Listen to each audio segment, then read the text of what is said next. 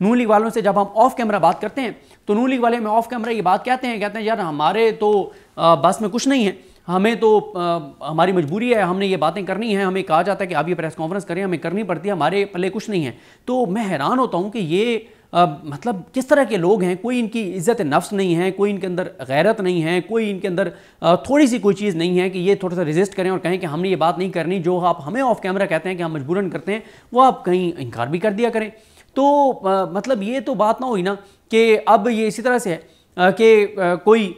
جسم فروش جو ہے وہ پیسے لے کے اپنا جسم بیچے اور بعد میں شکایت کرے کہ جی میں تو میری تو مجبوری تھی۔ بھائی مجبوری آپ کی بیسک، آپ نے کیا ہی غلط کہ آپ نے پیسے لے کے اپنے جسم کسی کے حوالے کر دیا ہے، تو یہ آپ کی بیسک غلطی ہی آپ کی ہے، نہ آپ نے پیسے لینے تھے، نہ آپ نے جسم کسی کے حوالے کرنا تھا۔ تو اب آپ نہیں شکوہ کر سکتے کہ اس کو الزام نہیں دے سکتے جس کو آپ نے جسم اپنا بیچا ہے۔ تو یہ اسی طرح سے ہے کہ ہم تو مجبور ہیں، مجبور آپ کس چیز کے ہیں؟ اسی چیز کے ہیں نا کہ آپ کو مینڈیٹ دیا گیا ہے، آپ کو اس قوم پہ مسلط کیا گیا ہے، آپ ہارے ہوئے تھے، آپ کو جتوایا گیا ہے، تو پھر اب آپ نے تو بیسک فیور ہی غلط لی، آپ نے تو بیسک چیز ہی غلط لی، تو اب آپ یہ نہیں کہہ سکتے ہاں مجبور ہیں۔ مجبور کس بات کے ہیں؟ آج آپ ریزائن کر دیں، آپ چھوڑ دیں یہ سیٹ، ابھی بھی وقت ہے، آپ چھوڑ دیں سیٹیں تو آپ کی جانی ہیں، عدالتوں نے یہ فیصلہ تو کر لیا ہے، خاص طور پہ اسلام آباد ہائی کورٹ نے کہ انہوں نے حلف پر چلنا ہے، انہوں نے آئین پر چلنا ہے، انہوں نے قانون پہ چلنا ہے، اور انہوں نے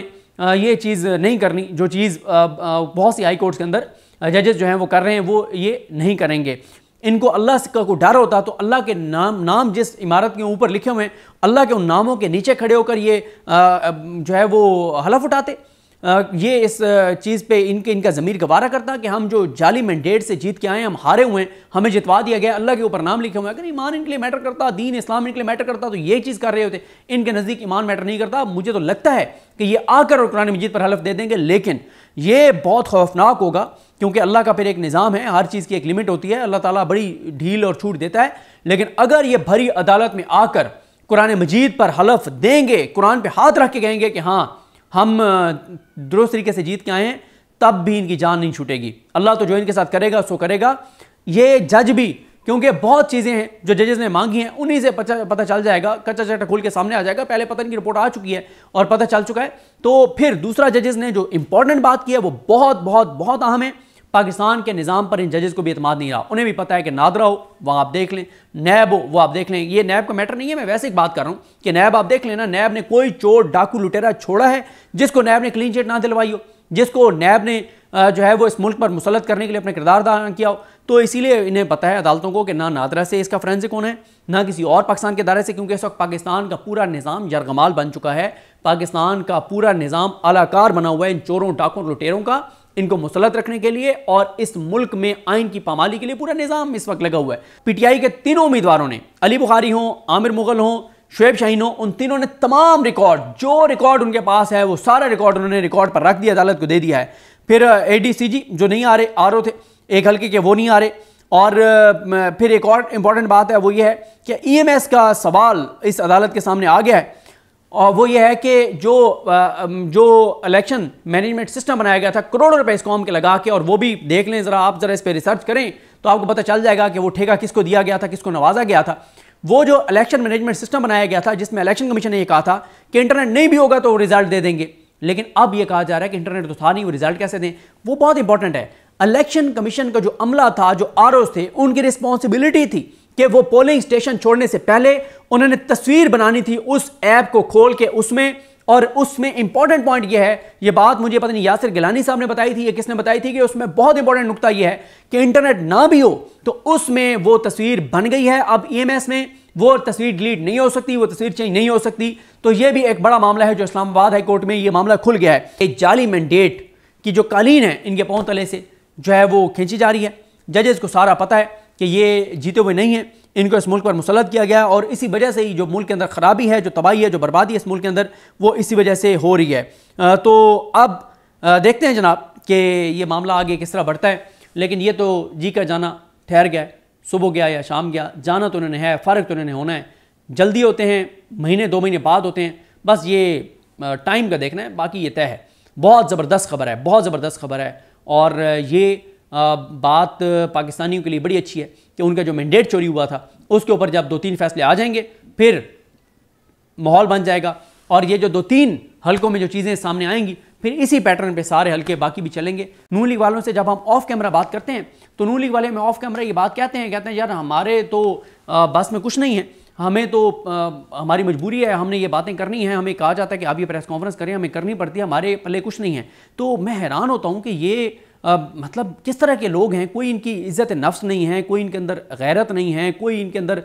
تھوڑی سی کوئی چیز نہیں ہے کہ یہ تھوڑا سا ریزسٹ کریں اور کہیں کہ ہم نے یہ بات نہیں کرنی، جو آپ ہمیں آف کیمرہ کہتے ہیں کہ ہم مجبوراً کرتے ہیں وہ آپ کہیں انکار بھی کر دیا کریں۔ تو مطلب یہ تو بات نہ ہوئی نا کہ اب یہ اسی طرح سے ہے کہ کوئی جسم فروش جو ہے وہ پیسے لے کے اپنا جسم بیچے اور بعد میں شکایت کرے کہ جی میں تو میری تو مجبوری تھی۔ بھائی مجبوری آپ کی بیسک، آپ نے کیا ہی غلط کہ آپ نے پیسے لے کے اپنے جسم کسی کے حوالے کر دیا ہے، تو یہ آپ کی بیسک غلطی ہی آپ کی ہے، نہ آپ نے پیسے لینے تھے نہ آپ نے جسم کسی کے حوالے کرنا تھا۔ تو اب آپ نہیں شکوہ کر سکتے کہ اس کو الزام نہیں دے سکتے جس کو آپ نے جسم اپنا بیچا ہے۔ تو یہ اسی طرح سے ہے کہ ہم تو مجبور ہیں، مجبور آپ کس چیز کے ہیں؟ اسی چیز کے ہیں نا کہ آپ کو مینڈیٹ دیا گیا ہے، آپ کو اس قوم پہ مسلط کیا گیا ہے، آپ ہارے ہوئے تھے، آپ کو جتوایا گیا ہے، تو پھر اب آپ نے تو بیسک فیور ہی غلط لی، آپ نے تو بیسک چیز ہی غلط لی، تو اب آپ یہ نہیں کہہ سکتے ہاں مجبور ہیں۔ مجبور کس بات کے ہیں؟ آج آپ ریزائن کر دیں، آپ چھوڑ دیں یہ سیٹ، ابھی بھی وقت ہے، آپ چھوڑ دیں سیٹیں تو آپ کی جانی ہیں، عدالتوں نے یہ فیصلہ تو کر لیا ہے، خاص طور پہ اسلام آباد ہائی کورٹ نے کہ انہوں نے حلف پر چلنا ہے، انہوں نے آئین پر چلنا ہے، انہوں نے قانون پہ چلنا ہے، اور انہوں نے یہ چیز نہیں کرنی جو چیز بہت سی ہائی کورٹس کے اندر ججز جو ہیں وہ کر رہے ہیں، وہ یہ نہیں کریں گے۔ ان کو اللہ کا کوئی ڈر ہوتا تو اللہ کے نام جس عمارت کے اوپر لکھے ہوئے ہیں، اللہ کے ان ناموں کے نیچے کھڑے ہو کر یہ جو ہے وہ حلف اٹھاتے۔ یہ اس چیز پہ ان کا ضمیر گوارہ کرتا کہ ہم جو جعلی مینڈیٹ سے جیت کے آئے ہیں، ہم ہارے ہوئے ہیں، ہمیں جتوا دیا گیا، اللہ کے اوپر نام لکھے ہوئے ہیں، اگر ایمان ان کے لیے میٹر کرتا، دین اسلام ان کے لیے میٹر کرتا تو یہ چیز کر رہے ہوتے۔ ان کے نزدیک ایمان میٹر نہیں کرتا۔ مجھے تو لگتا ہے کہ یہ آ کر اور قرآن مجید پر حلف دے دیں گے، لیکن یہ بہت خوفناک ہوگا کیونکہ اللہ کا پھر ایک نظام ہے، ہر چیز کی ایک لمٹ ہوتی ہے، اللہ تعالیٰ بڑی ڈھیل اور چھوٹ دیتا ہے۔ لیکن اگر یہ بھری عدالت میں آ کر قرآن مجید پر حلف دیں گے، قرآن پہ ہاتھ رکھ کے کہیں گے کہ ہاں ہم درست طریقے سے جیت کے آئے ہیں، تب بھی ان کی جان نہیں چھوٹے گی۔ اللہ تو جو ان کے ساتھ کرے گا سو کرے گا۔ یہ جج بھی، کیونکہ بہت چیزیں ہیں جو ججز نے مانگی ہیں، انہی سے پتہ چل جائے گا، کچا چٹا کھول کے سامنے آ جائے گا۔ پہلے پتہ ان کی رپورٹ آ چکی ہے اور پتہ چل چکا ہے۔ تو پھر دوسرا ججز نے جو امپورٹنٹ بات کی ہے وہ بہت بہت بہت اہم ہے۔ پاکستان کے نظام پر ان ججز کو بھی اعتماد نہیں رہا۔ انہیں بھی پتہ ہے کہ نادرہ ہو وہاں آپ دیکھ لیں، نیب ہو وہ آپ دیکھ لیں، یہ نیب کا میٹر نہیں ہے، میں ویسے ایک بات کر رہا ہوں کہ نیب آپ دیکھ لیں نا، نیب نے کوئی چور ڈاکو لٹیرا چھوڑا ہے جس کو نیب نے کلین چٹ نہ دلوائی ہو، جس کو نیب نے